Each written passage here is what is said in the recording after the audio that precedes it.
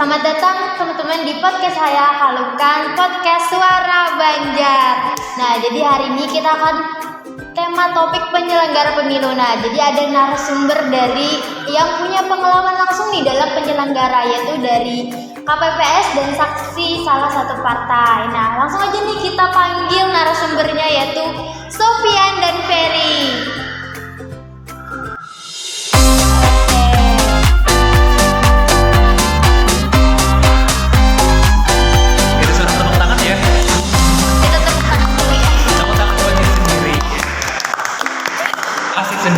Halo Sofian, Ferry, apa kabar?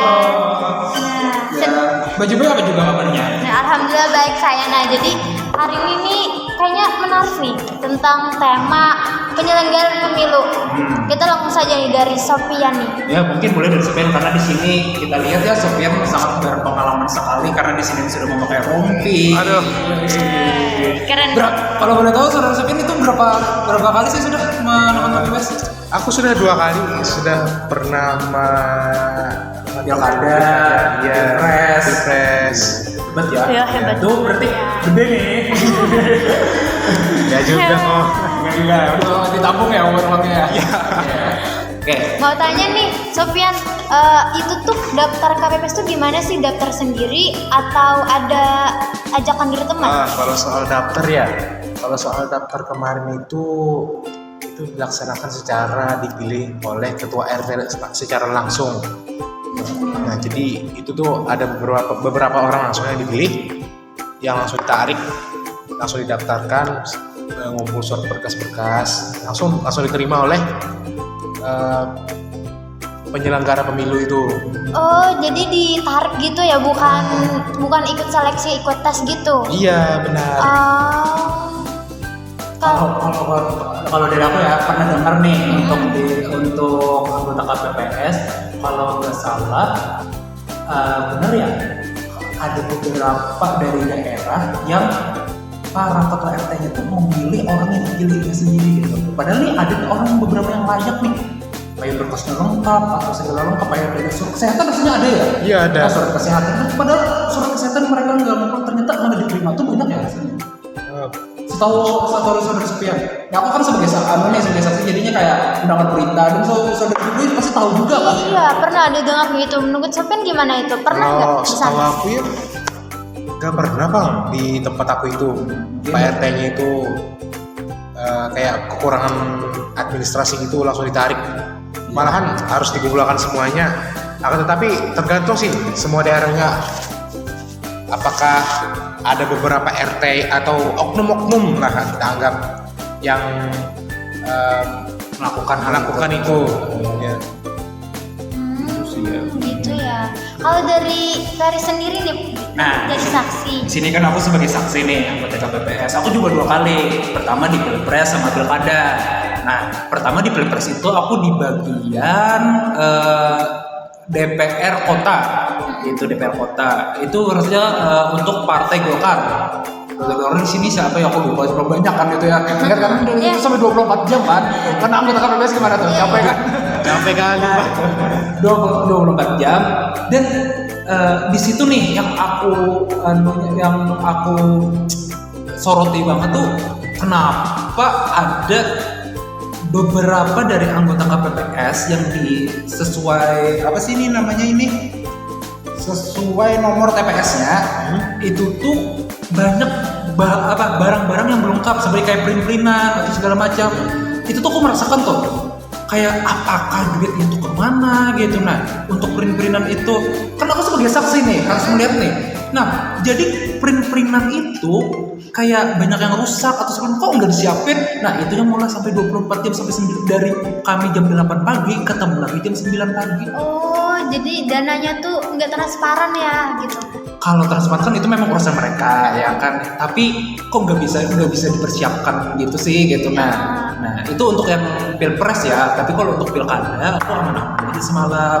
Nah tapi pernah ada satu nih masalah itu sama Bawaslu. Bawaslu itu nggak mengizinkan kami pulang sebelum ikut mereka juga selesai. Padahal saksi partai itu cuma mengetahui suaranya aja kan. Suara nih misalkan kami kan aku kebetulan nih jadi saksi yang wali kota Yamin Anda. Aku cukup tahu berapa yang untuk Yamin Anda itu suaranya, lalu dikumpulkan. Ya terimalah untuk biaya untuk kami sendiri gitu. Nah, mereka nggak izinin pulang. Saksi itu kata mereka harus sampai ikut ke kecamatan buat kelurahan untuk mengantarkan suara. Ya, kok kayak gitu sih kami. Nah, itu yang aku permasalahan beberapa itu. Atau mungkin dari bapak pengawasnya Bawaslu itu kayak merasa kayak saksi ini perlu nih melihat langsung gimana sih itu mengantar surat-suara, bukan Iya. begitu kan? Bagi mereka kayak gitu, tapi memang karena kami tugasnya itu saksi partai kan, bukan saksi pemilu, saksi partai. Nah, jadi di situ kami kayak harus tahu suaranya aja kan, kami sudah ada dokumen sendiri, kayak formulir kita mengisi semuanya itu kan, itu nggak tahu lah. Nah, kalau dari kan nih Mas Ben kan pernah nih juga di pilkada kan sama orang tua kan ya. Iya. Nah, itu gimana tuh menanggapi para saksi di sana tuh? Apakah saksinya juga agak sedikit kalau bahasa Banjar ya pure namanya itu? Iya.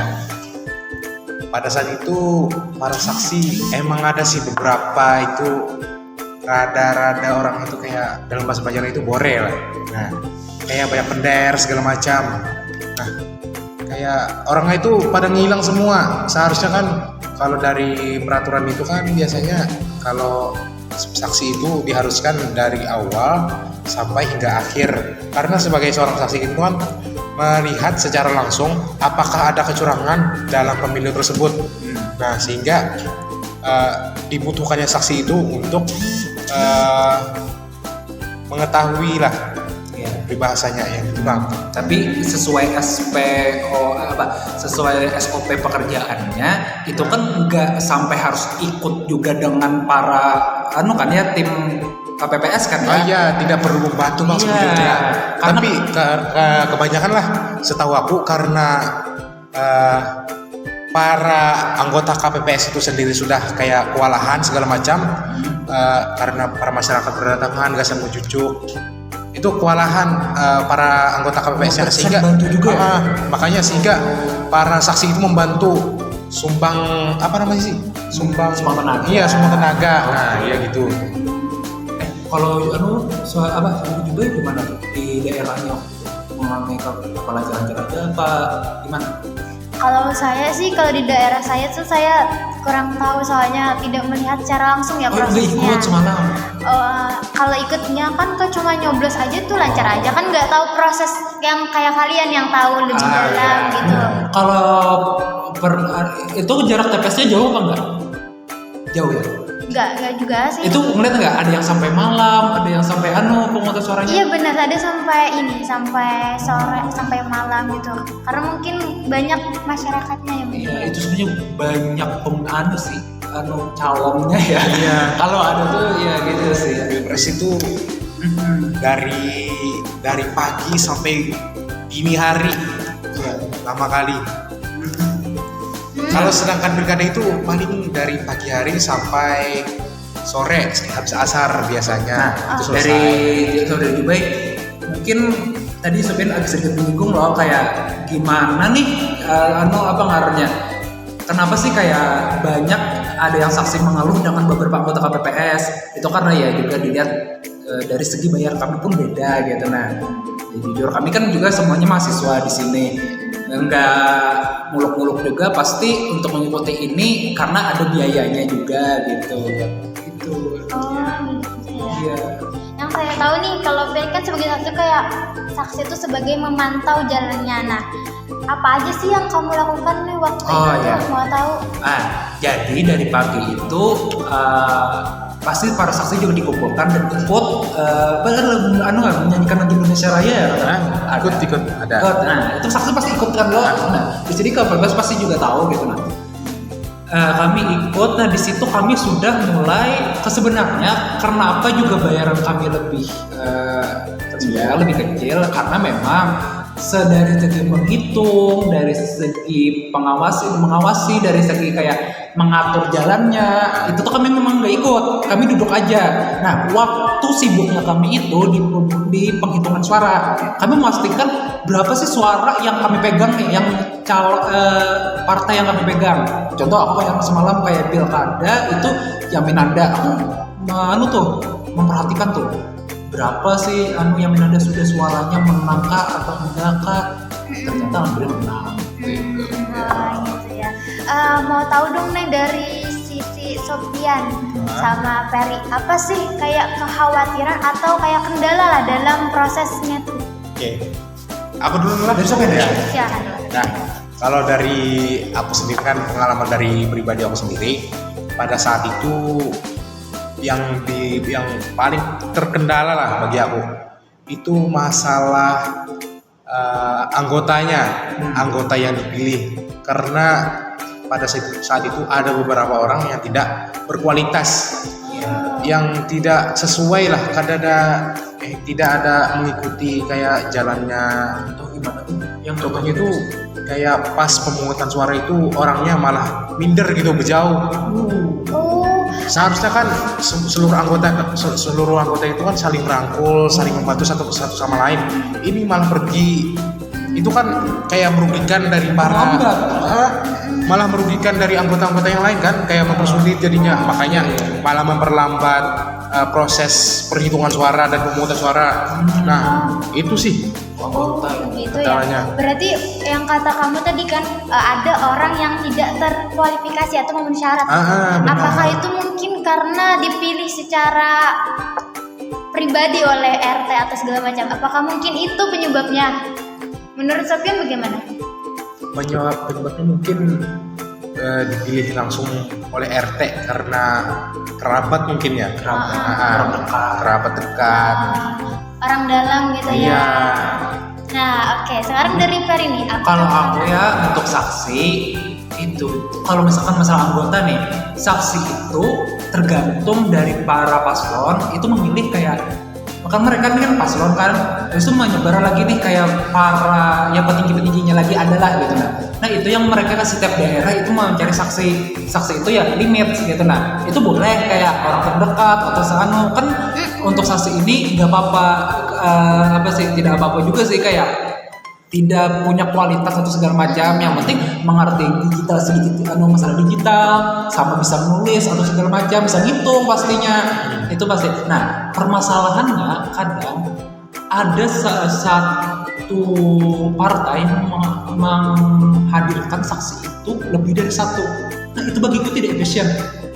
Kenapa tidak efisien? Nah oke, jika itu pemilihan pilpres, karena ini kan hampir 24 jam kan ya, hampir setengah berapa jam itu sampai dari pagi ke pagi gitu, jadi bisa kan istirahat gitu.